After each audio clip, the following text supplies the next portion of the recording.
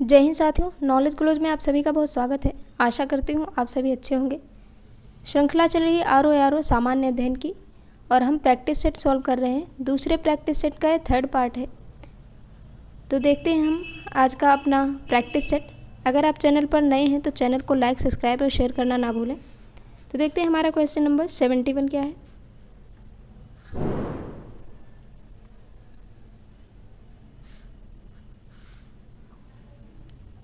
निम्नलिखित खनिजों पर विचार कीजिए। खनिज दिए गए हैं कैल्शियम, लौह, सोडियम। उपर्युक्त खनिजों में से मानव शरीर में पेशियों के संकुचन के लिए किसकी या किनकी आवश्यकता होती है। ऑप्शन दिए गए हैं। पहले ऑप्शन में है केवल एक, दूसरे में है केवल 2 और 3, तीसरे में है केवल 1 और 3, चौथे में है तीनों। सही आंसर है ऑप्शन डी, तीनों ही खनिजों की आवश्यकता होती है पेशियों के संकुचन के लिए। मानव रक्त में पोटेशियम, सोडियम, लौह, कैल्शियम हृदय की गति तथा मांसपेशियों को उत्तेजित एवं उनमें संकुचन के लिए आवश्यक है। क्वेश्चन नंबर 72 है। निम्नलिखित में से कौन सा युग्म सही सुमेलित नहीं है। पहला है विटामिन ए संतरा, बी है विटामिन सी नींबू, सी है विटामिन डी कॉड मछली का तेल, डी है विटामिन B6 धान का चोकर। सही आंसर है विटामिन ए। विटामिन ए जो है इसका रासायनिक नाम है रेटिनॉल। ये गाजर, आम, पनीर, मछली और आम में पाया जाता है। और ये जो संतरा है इसमें विटामिन सी पाया जाता है, इसलिए पहला वाला सुमेलित नहीं है। बाकी तीनों सही हैं, नींबू और डी मछली का तेल, B6 धान का चोकर। क्वेश्चन नंबर 73 है। निम्नलिखित कथनों पर विचार कीजिए। कथन दिए गए हैं। कथन दिया गया है, पहला ए है हरी पत्तेदार सब्जियों में विटामिन B12 नहीं पाया जाता। कारण दिया गया है आर, विटामिन B12 जंतु उद्गम खाद्य पदार्थों में पाया जाता है। ऑप्शन देखते हैं। ए है, ए और आर दोनों सही हैं, आर ए का सही स्पष्टीकरण है। बी है ए और आर दोनों सही हैं, आर ए का सही स्पष्टीकरण नहीं है। सी है ए सही है आर गलत है, डी है ए गलत है आर सही है। सही आंसर है ऑप्शन बी, ए और आर दोनों सही हैं लेकिन आर ए का सही स्पष्टीकरण नहीं है। विटामिन B12 या फिर साइनोकोबालामिन इसका रासायनिक नाम है, जंतु उद्गम खाद्य पदार्थों जैसे मांस, मछली, अंडा और दूध से प्राप्त किए जाते हैं। इसकी कमी से मनुष्य में तंत्रिका तंत्र की कार्यकी और घातक रुधिर क्षीणता की स्थिति उत्पन्न होती है। क्वेश्चन नंबर 74 है। निम्नलिखित कथनों का परीक्षण कीजिए तथा नीचे दिए गए कूट से सही उत्तर चुनिए। पहला कथन है भारत में शिशु लिंग अनुपात 0 से 6 वर्ष 2001 से 11 में घटा है। दूसरा कथन है हरियाणा का शिशु लिंग अनुपात 2001 से 11 में बढ़ा है। तीसरा कथन है भारत का ग्रामीण लिंग अनुपात नगरीय लिंग अनुपात से अधिक है। चौथा है भारत में पुरुष शिशु मृत्यु दर महिला शिशु मृत्यु दर से अधिक है। ऑप्शन दिए गए हैं। पहले ऑप्शन में है केवल पहला और दूसरा सही है, दूसरे ऑप्शन में है दूसरा और तीसरा, तीसरे ऑप्शन में है 1, 2 और 3, चौथे ऑप्शन में है 1, 3 और 4। सही आंसर है ऑप्शन सी, पहला, दूसरा और तीसरा सही है, चौथा गलत है। भारत में महिला शिशु मृत्यु दर पुरुष शिशु मृत्यु दर से अधिक है, ये उल्टा दिया गया है, इसलिए ये गलत है। क्वेश्चन नंबर 75 है। निम्नलिखित जनगणना दशकों में से किसमें जनसंख्या परिवर्तन का न्यूनतम प्रतिशतांश अंकित किया गया था। ऑप्शन ए है 1971 से 81, ऑप्शन बी है 1981 से 91, ऑप्शन सी है 1991 से 2001, ऑप्शन डी है 2001 से 2011। सही आंसर है ऑप्शन डी, 2001 से 2011 में। 2001 से 2011 के दशक में जनसंख्या परिवर्तन का न्यूनतम प्रतिशतांश दिया गया है 17.7% दर्ज किया गया था, जबकि भारत की जनसंख्या में सर्वाधिक वृद्धि दर 1961 से 71 के दशक में 24.80% हुई थी। क्वेश्चन नंबर 76 है। भारत में जनगणना कस्बा के लिए परिभाषा में निम्नलिखित में से कौन सा सम्मिलित है। नीचे दिए गए कूट से सही उत्तर चुनिए। पहला स्टेटमेंट है अधिवास जिनकी जनसंख्या 5,000 से अधिक हो। दूसरा कथन है अधिवास जिसमें जनसंख्या घनत्व 400 प्रति वर्ग किलोमीटर हो। तीसरा कथन है 75% पुरुष श्रमिक कृषियेतर कार्यों में लगे हों। चौथा है अधिवास जिसकी अपनी स्थानीय सरकार जैसे नगरपालिका, निगम, छावनी क्षेत्र, अधिसूचित क्षेत्र हों। कूट दिए गए हैं, पहला और तीसरा बी है, पहला और दूसरा सी है, पहला, दूसरा और तीसरा डी है, उपर्युक्त सभी। सही आंसर ऑप्शन डी है, उपर्युक्त सभी। पहला, दूसरा, तीसरा, चौथा, चारों कथन सही है। क्वेश्चन नंबर 77 है भारतीय अर्थव्यवस्था के संदर्भ में निम्नलिखित कथनों पर विचार कीजिए। पहला कथन है पिछले दशक में वास्तविक सकल घरेलू उत्पाद जीडीपी की वृद्धि दर लगातार बढ़ती रही है। दूसरा कथन है पिछले दशक में बाजार कीमतों पर रुपयों में जीडीपी लगातार बढ़ता रहा है। उपर्युक्त में से कौन से कथन सही हैं? ऑप्शन ए है केवल एक सही, ऑप्शन बी है केवल दो सही, ऑप्शन सी है दोनों सही, ऑप्शन डी है ना तो एक ना तो दो। सही आंसर ऑप्शन बी है, केवल दूसरा सही है, पहला गलत है।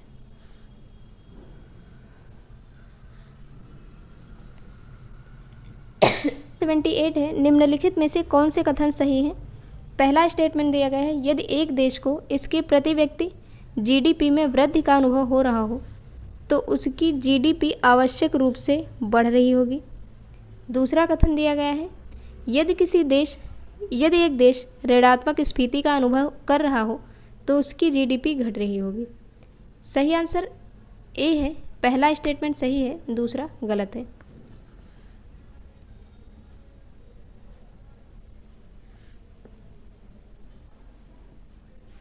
क्वेश्चन नंबर 79 है कथन दिया गया है भारत में दालों की कमी है परंतु प्रोटीन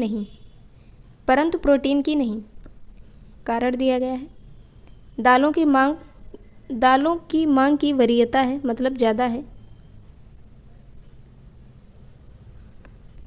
ऑप्शन दिए गए हैं ए और आर दोनों सही हैं, आर ए का सही स्पष्टीकरण है। ए और आर दोनों सही हैं लेकिन आर ए का सही स्पष्टीकरण नहीं है।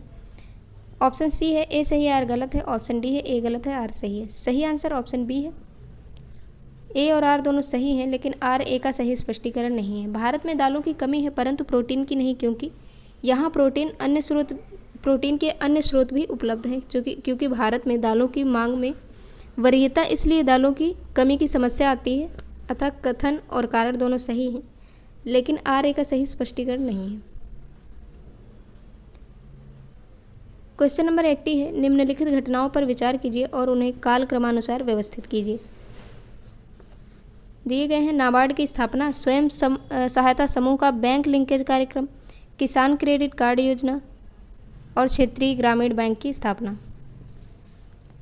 तो क्षेत्रीय ग्रामीण बैंक की स्थापना 1975, नाबार्ड की स्थापना 1982, स्वयं सहायता समूह का बैंक लिंकेज कार्यक्रम 1992 और किसान क्रेडिट कार्ड योजना 1998। Option A. क्वेश्चन नंबर 81 है मेक इन इंडिया कार्यक्रम के संदर्भ में निम्नलिखित कथनों पर विचार कीजिए। पहला कथन है मेक इन इंडिया कार्यक्रम 2014 में शुरू किया गया था। दूसरा है इसका उद्देश्य निवेश को सुगम बनाना और नए प्रयोगों को बढ़ावा देना है। कूट दिए गए हैं, केवल एक सही। दूसरा है एक और दो दोनों सही। तीसरा है ना तो एक सही ना तो दो सही। चौथा है केवल दो सही। सही आंसर ऑप्शन बी, पहला और दूसरा दोनों कथन सही हैं। मेक इन इंडिया पहल की शुरुआत 25 सितंबर 2014 में देशव्यापी स्तर पर विनिर्माण क्षेत्र के संवर्धन हेतु भारत को महत्वपूर्ण विनिर्माण निवेश तथा अभिनव प्रयोगों के वैश्विक केंद्र के रूप में परिवर्तित करने के लिए की गई थी। क्वेश्चन नंबर 82 है भारत के संदर्भ में निम्नलिखित कथनों पर विचार कीजिए। एक है बैंकों का राष्ट्रीयकरण, दूसरा है क्षेत्रीय बैंकों ग्रामीण बैंकों का गठन, तीसरा है बैंक शाखाओं द्वारा गांवों को अपनाना उपर्युक्त में से किस या किन को भारत में वित्तीय समावेशन प्राप्त करने के लिए उठाए गए कदम के रूप में माना जा सकता है? ए है केवल 1 और 2, बी है केवल 2 और 3, सी है केवल 3, डी है तीनों, यानी कि 1 2 3 तीनों। तो सही आंसर है ऑप्शन डी, बैंकों का राष्ट्रीयकरण, क्षेत्रीय ग्रामीण बैंकों का गठन, बैंक शाखाओं द्वारा गांवों को अपनाना, तीनों को वित्तीय समावेशन के लिए उठाए गए कदमों के रूप में प्रयोग किया जाता है।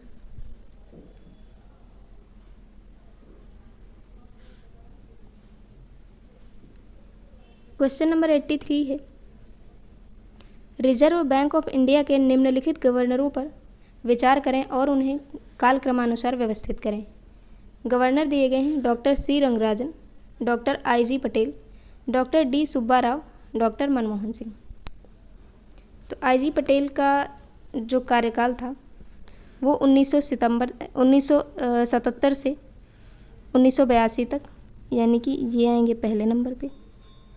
डॉक्टर मनमोहन सिंह 1982 से सितंबर 1982 से जनवरी 1985 तक दूसरे नंबर पर। डॉक्टर सी रंगराजन दिसंबर 1992 से नवंबर 1997।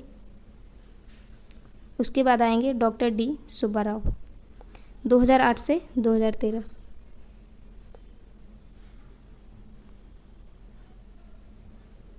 Option B.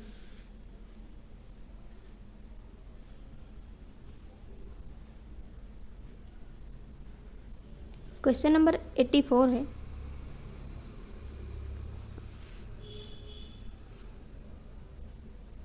निम्नलिखित युग्मों में से कौन सा एक सुमेलित नहीं है? ए है जापान निक्की, बी है सिंगापुर शकोम्प, यूके FTSE, डी है USA नॉस्डॉक। ये सेंसेक्स दिए गए हैं जो शेयर बाजार में जैसे भारत में है निफ्टी सेंसेक्स, वैसे जापान, सिंगापुर, यूके और USA के दिए गए हैं। तो इसका ऑप्शन बी सही है। सिंगापुर का स्टॉक एक्सचेंज है स्ट्रैट्स टाइम्स स्टॉक एक्सचेंज है।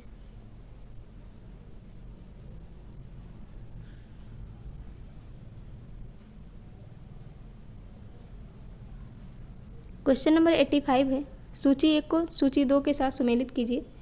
पहली सूची में घाटे के प्रकार हैं, दूसरी सूची में उनकी व्याख्या दी गई है। वित्तीय घाटा, राजस्व घाटा, प्रभावी राजस्व घाटा, प्राथमिक घाटा। तो वित्तीय घाटा क्या है? कुल राजस्व प्राप्तियां एवं ऋण रहित पूंजीगत प्राप्तियां।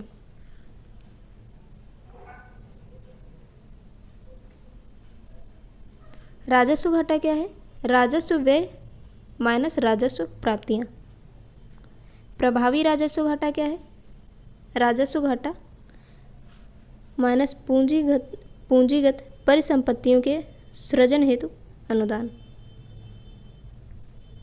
प्राथमिक घाटा वित्तीय घाटा माइनस ब्याज भुगतान। Option A.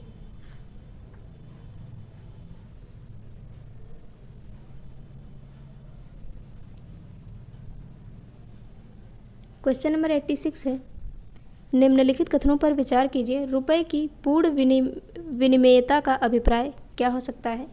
कथन दिए गए हैं। पहला है अन्य अंतर्राष्ट्रीय मुद्राओं के साथ इसका मुक्त प्रवाह।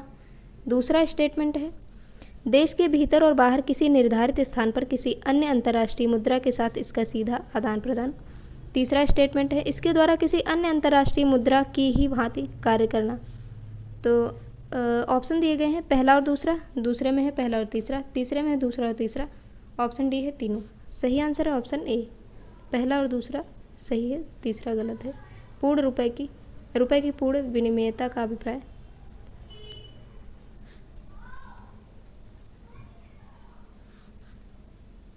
क्वेश्चन नंबर 87 है, कथन और कारण दिए गए हैं। अभिकथन है 20वीं शताब्दी में निर्धनता एवं निर्धन व्यक्ति हमारी चिंता एवं कर्तव्य के विषय बने थे। कारण आर दिया गया है रणनीतिक रूप से यहाँ लक्ष्य भेदन क्रियाओं का अभाव था जिसके फलस्वरूप इस मुद्दे को गति मिली। कूट दिए गए हैं। ऑप्शन ए है ए और आर दोनों सही हैं, आर ए की सही व्याख्या है। बी है ए सही है परंतु आर गलत है। सी है ए आर दोनों सही हैं परंतु आर ए की सही व्याख्या नहीं है। डी है ए गलत है, आर सही है।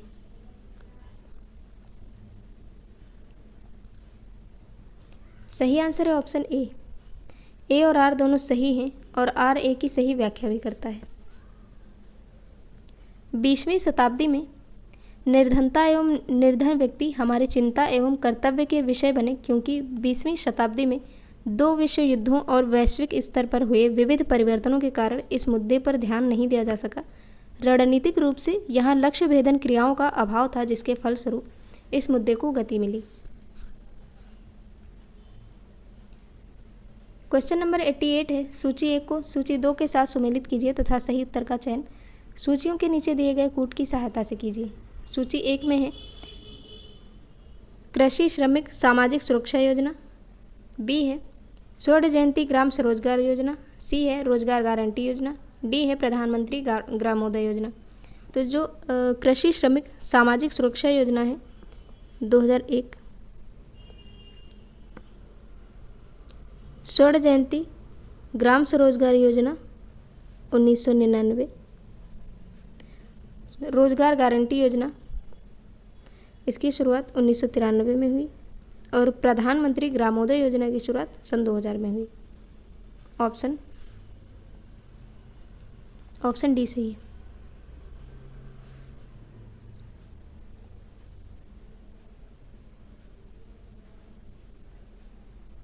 क्वेश्चन नंबर 86 है, सूची 1 में सरकार के प्रकार दिए गए हैं, सूची 2 में मुख्य विशेषताएं दी गई हैं। सरकार के प्रकार हैं संसदीय सरकार, अध्यक्षात्मक सरकार, संघीय व्यवस्था और डी है एकात्मक व्यवस्था। संसदात्मक जो सरकार है की जो विशेषता है वो है सामूहिक उत्तरदायित्व। जो अध्यक्षात्मक सरकार है इसकी विशेषता है शक्ति पृथक्करण। संघीय व्यवस्था की विशेषता है शक्तियों का विभाजन और एकात्मक व्यवस्था की विशेषता है शक्तियों का विकेंद्रीकरण, शक्तियों का केंद्रीकरण। Option B. संसदात्मक सरकार तथा एकात्मक शासन व्यवस्था का सबसे अच्छा उदाहरण ग्रेट ब्रिटेन है। संघात्मक शासन और अध्यक्षात्मक सरकार का सबसे अच्छा उदाहरण यूएसए है। क्वेश्चन नंबर 90 है, कथन ए दिया गया है भारतीय संविधान अर्धसंघात्मक है, कारण आर दिया गया है भारतीय संविधान ना तो संघात्मक है और ना ही एकात्मक है। सही हैं दोनों। ऑप्शन देखते हैं, ए और आर दोनों सही हैं, आर ए की सही व्याख्या करता है। बी है ए और आर दोनों सही हैं लेकिन आर ए की सही व्याख्या नहीं करता है। सी है ए सही है आर गलत है। डी है ए गलत है आर सही है। सही आंसर ऑप्शन ए है, ए और आर दोनों सही हैं और आर ए की सही व्याख्या करता है।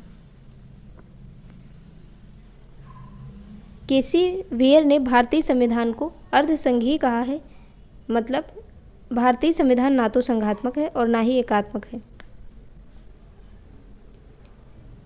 क्वेश्चन नंबर 91 है, कथन दिया गया है ए भारत का संविधान सबसे अधिक लंबा हो गया है। तो सही है, सबसे लंबा संविधान भारत का ही है। और कारण आर दिया गया है मौलिक अधिकारों का अध्याय अमेरिकन संविधान के मॉडल से लिया गया है। ये भी सही है लेकिन ये कारण नहीं हो सकता। इसका दिया गया है, ऑप्शन दिए गए हैं, ए और आर दोनों सही हैं, आर ए की सही व्याख्या करता है। बी है ए तथा आर दोनों सही हैं परंतु आर ए की सही व्याख्या नहीं करता।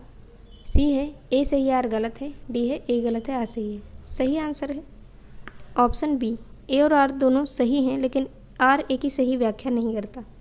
भारतीय संविधान में मौलिक अधिकारों से संबंधित प्रावधान अमेरिकन संविधान से लिए गए हैं परंतु भारतीय संविधान के लंबा होने का एकमात्र कारण यह नहीं है, क्योंकि भारतीय संविधान में 22 भाग हैं, 395 अनुच्छेद मूल रूप से जब मूल संविधान लिखा गया तथा 12 अनुसूचियाँ हैं। इसलिए कथन एक सही है, ए और आर दोनों सही हैं लेकिन आर ए की सही व्याख्या नहीं करता। क्वेश्चन नंबर 92 है, निम्नलिखित युग्मों में से कौन सा है जो सही सुमेलित नहीं है। ए है अनुच्छेद 17 छुआछूत का उन्मूलन सही है, सही नहीं की बात कर रहा है।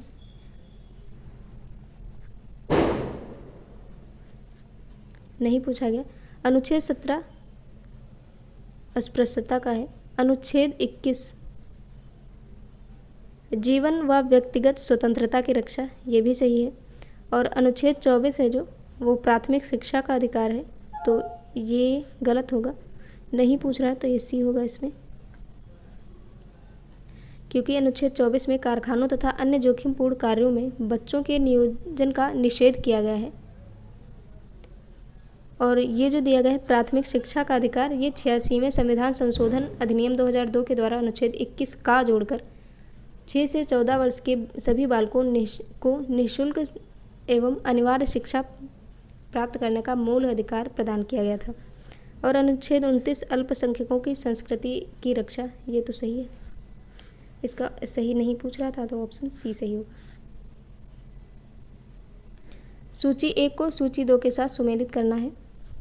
सूची 1 में प्रावधान है, सूची 2 में संविधान के अंतर्गत अनुच्छेद की संख्या, मतलब किस अनुच्छेद में कौन सा प्रावधान रखा गया है। विधि के सम्मुख समानता अनुच्छेद 14 में है। कार्य करने का अधिकार अनुच्छेद 41 में है। कार्य करने के लिए सही और मानवीय स्थितियां अनुच्छेद 42 में है। ग्राम पंचायतों का गठन अनुच्छेद 40 में है। ऑप्शन देखते हैं, ऑप्शन बी है।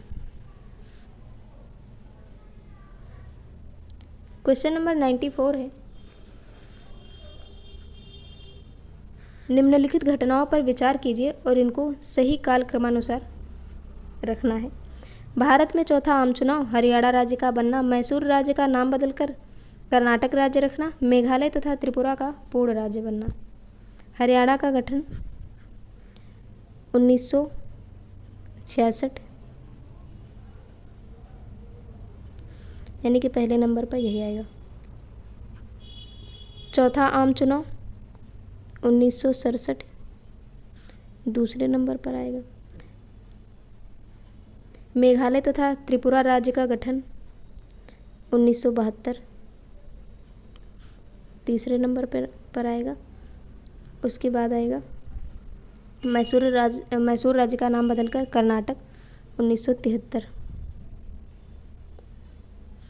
ये चौथे नंबर पर आएगा। ऑप्शन नंबर ए सही है। क्वेश्चन नंबर 95 है, भारत के संविधान के अनुच्छेद 21 के अंतर्गत क्या क्या रखा गया है। 3 स्टेटमेंट दिए गए हैं। विपरीत लिंगियों ट्रांसजेंडर्स के अधिकार सही है। क्रैनियोपैगस जुड़वाओं के अधिकार, ये भी सही है। तीसरा है बच्चे को जन्म देने का मंदित मना महिलाओं के अधिकार, ये भी सही है। ऑप्शन डी होगा, पहला दूसरा तीसरा तीनों सही।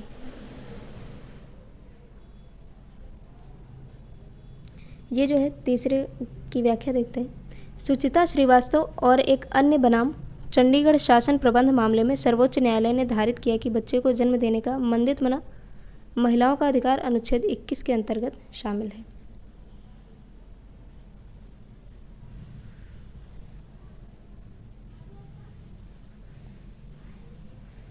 क्वेश्चन नंबर 96 है, भारतीय संविधान के अंतर्गत निम्नलिखित में से कौन सा मूल कर्तव्य नहीं है। ए है लोक चुनावों में मतदान करना, तो यही सही होगा, नहीं पूछ रहा है क्योंकि ये मूल अधिकार नहीं है। बी है वैज्ञानिक प्रवृत्ति विकसित करना, सही है। सार्वजनिक संपत्ति की सुरक्षा, सही है। संविधान के प्रति निष्ठावान रहना और उसके आदर्शों का सम्मान करना, सही है। भारतीय संविधान के भाग 4 ए के अनुच्छेद 51 का के अंतर्गत 10 मूल कर्तव्यों का वर्णन था, लेकिन 86वें संविधान संशोधन अधिनियम 2002 से 11वां मूल कर्तव्य जोड़ा गया।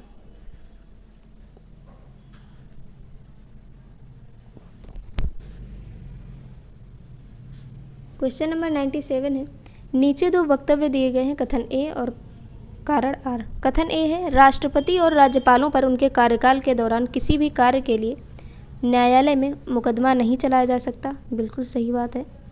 कारण आर दिया गया है, राष्ट्रपति पर महाभियोग चलाया जा सकता है और राज्यपालों को असंवैधानिक कृत्यों के लिए करने पर पदच्युत किया जा सकता है, तो ये भी सही है। देखते हैं इसके ऑप्शन। पहले में है ए और आर दोनों सही हैं, आर ए की सही व्याख्या करता है। बी है ए और आर दोनों सही हैं लेकिन आर ए की सही व्याख्या नहीं करता है। सी है ए सही आर गलत है। डी है ए गलत है आर सही है। सही आंसर ऑप्शन बी है, ए और आर दोनों सही हैं लेकिन आर ए की सही व्याख्या नहीं करता। संविधान के अनुच्छेद 361(2) के अनुसार राष्ट्रपति और राज्यपाल पर उनके कार्यकाल के दौरान किसी भी कार्य के लिए न्यायालयीय कार्रवाई नहीं की जा सकती। राष्ट्रपति पर संविधान के अतिक्रमण के आधार पर महाभियोग लगाया जा सकता है और राज्यपालों को असंवैधानिक कृत्यों के लिए पदच्युत किया जा सकता है। क्वेश्चन नंबर 98 है, नीचे दो वक्तव्य दिए गए हैं जिसमें से कथन ए और दूसरा कारण आर दिया गया है। कथन है भारत के राष्ट्रपति अप्रत्यक्ष रूप से चुने जाते हैं। सही है। कारण आ रहे हैं भारत सरकार के संसदीय स्वरूप में राज्याध्यक्ष केवल नाममात्र अध्यक्ष होता है। बिल्कुल सही है। ऑप्शन दिए हैं केवल ऑप्शन है ए और आर दोनों सही हैं, आर ए की सही व्याख्या करता है। बी है ए और आर दोनों सही हैं किंतु आर ए की सही व्याख्या नहीं करता। सी है ए सही आर गलत। डी है ए गलत आर सही। सही आंसर ऑप्शन ए है, ए और आर दोनों सही हैं और आर ए की सही व्याख्या करता है। राष्ट्रपति का अप्रत्यक्ष चुनाव संविधान में परिकल्पित सरकार की संसदीय व्यवस्था के साथ सद्भाव रखता है। इस व्यवस्था में राष्ट्रपति केवल नाम मात्र का कार्यकारी होता है तथा मुख्य शक्तियां प्रधानमंत्री के नेतृत्व वाले मंत्रिमंडल में निहित होती हैं। यह उचित नहीं होता यदि राष्ट्रपति का प्रत्यक्ष चुनाव होता और उसे वास्तविक शक्तियां ना दी जाती।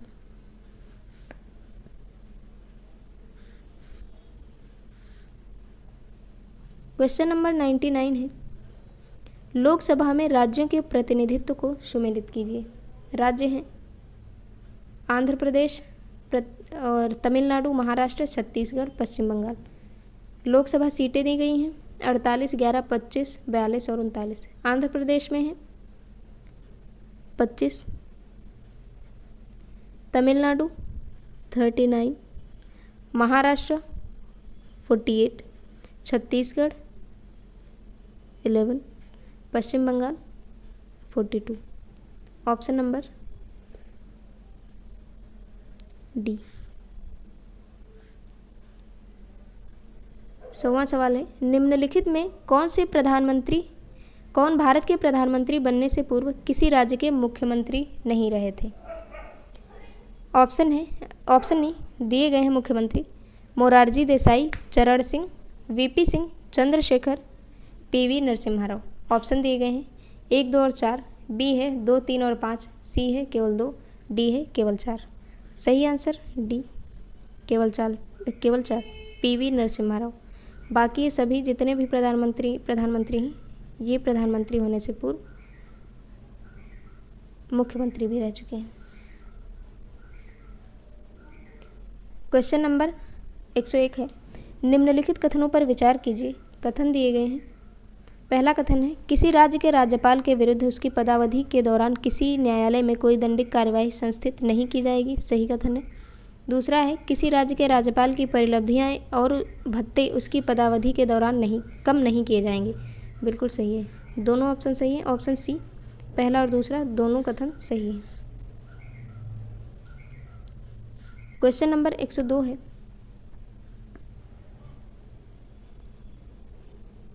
वन्यजीव अभ्यारण्य दिए गए हैं, उनकी अवस्थिति दी गई है। यूपी के जिले दिए गए हैं, किस जिले में कौन सा वन्यजीव अभ्यारण्य है। महावीर स्वामी अभ्यारण्य, लाख बहोशी अभ्यारण्य, किशनपुर एवं वन्यजीव अभ्यारण्य, कैमूर अभ्यारण्य। महावीर स्वामी अभ्यारण्य कहाँ है। ललितपुर में है। लाख बहोशी अभ्यारण्य कन्नौज में है। किशनपुर वन्यजीव अभ्यारण्य लखीमपुर में है।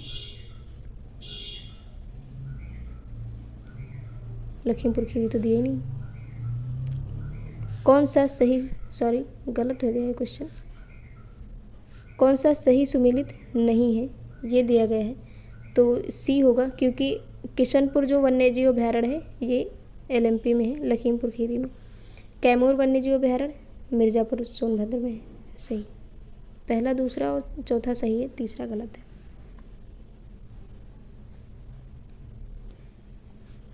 क्वेश्चन नंबर 103 है, निम्नलिखित में से कौन सा सही सुमेलित नहीं है? झीलें दी गई हैं, स्थान दिए गए हैं। सौज झील, सौज, शेखा झील, बखीरा झील, सरसई झील। स्थान है मैनपुरी, अलीगढ़, संत कबीर नगर, आगरा। सौज झील जो है मैनपुरी में है, ये सही है, सही सुमेलित नहीं है। मैनपुरी में है। शेखा झील अलीगढ़ में है।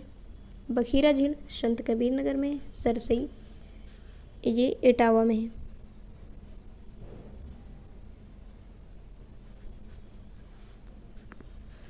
क्वेश्चन नंबर 104 है, निम्नलिखित युग्मों में से कौन सा सुमेलित नहीं है?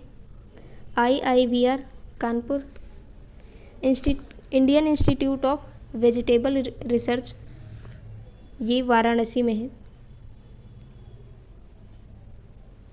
कानपुर में नहीं है। तो पहला ही कथन होगा, सही सुमेलित नहीं पूछ रहा है।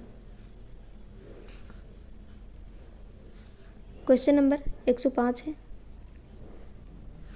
निम्नलिखित युग्मों में से कौन सा सुमेलित नहीं है? शहर दिए गए हैं, उनकी विशेषताएं दी गई हैं। वाराणसी संस्कृति एवं धर्म सही है, सही नहीं पूछ रहा। लखनऊ प्रदेश की राजधानी है, सही है। झांसी औद्योगिक केंद्र है, ये यही ऑप्शन सी सही होगा क्योंकि ये औद्योगिक केंद्र नहीं, ऐतिहासिक पर्यटन स्थल है। मुरादाबाद पीतल उद्योग। तो ये थी हमारी आज की क्लास। आपको क्लास कैसी लगी आप कमेंट बॉक्स में बता सकते हैं। अगर आपको क्लास पसंद आई तो आप लाइक करें, अगर पसंद नहीं आई तो डिसलाइक करें। डिसलाइक का रीज़न कमेंट बॉक्स में ज़रूर बताएं। Thank you so much.